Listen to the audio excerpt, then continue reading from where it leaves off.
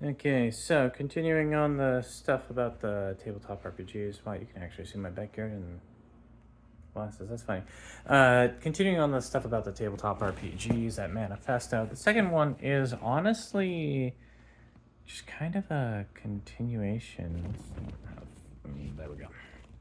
Just a continuation of the one from yesterday, and this one is these rules are suggested guidelines, not mandated edicts, something like that. But anyway, the whole point is you can throw them out, you can change them, you can.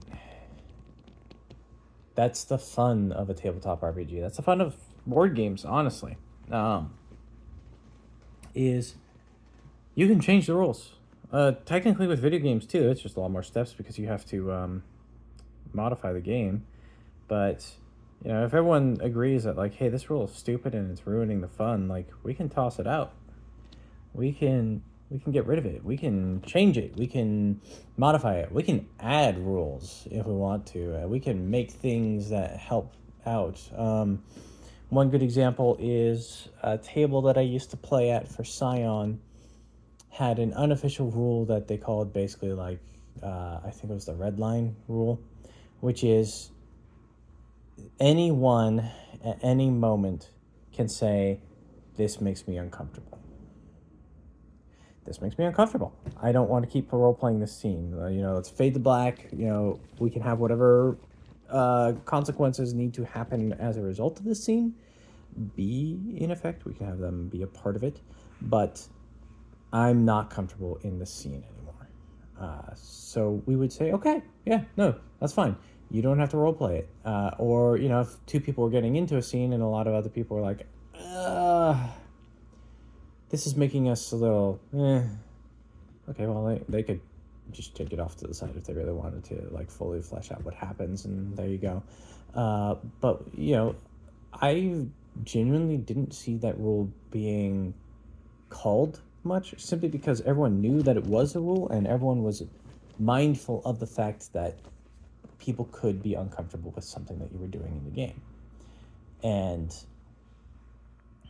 the biggest part of that was, hey, we want that consent, we want that fun, we want that enjoyment. And it was always in pursuit of those things rather than trying to squish anyone's fun, because we could all agree that, like, yeah, if it was making someone uncomfortable, it's not really worth role playing anyway. We'll have our headcanon as to what happened, and we get to have our fun out of that, and we're good.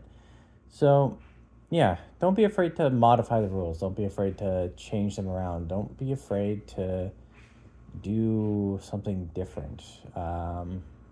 Because, again, it's your experience collectively. It's your experience as a table. It's your experience as individuals as well that matters. And a lot of people, I think, forget that, because there's definitely a lot of people out there who they want it to be about them, and what they want and what they think is fun in the game, that they forget that it's a collaborative, actually is the correct term, is a collaborative effort and experience and creation. And if you are not all on board, then you need to re-examine what you're doing. So the rules can be changed. And that's what's fun about those games. Is the rules can be changed, especially just on a moment's notice. So do it. Don't be afraid to. I certainly don't mind throwing out certain rules just because they're stupid. Like, I think we don't really worry too much about some of the stuff for ranged combat in Pathfinder, because there's a lot of stuff that can debuff you that you need to have feats for. But at the same time, the damage output that you have as a ranged character in Pathfinder doesn't really feel that impressive at times. So having all these additional debuffs that make it so that you are unlikely to actually feel successful as a DPS, for example, is unsatisfying. And yeah, sure, there's some balance behind it, and it's intended to mean that, yeah, you're keeping yourself from being quite in the middle of the fray, but at the same time, I, the GM, could also just turn around and say, this person's doing too good. They pull something out of their butt. You know, they happen to have a wand on their person that had one charge left, and they fire a fireball at you or something like that. So they are not edicts. They are guidelines. Be excellent to each other. Be excellent to yourselves. And I'll see you at the next one.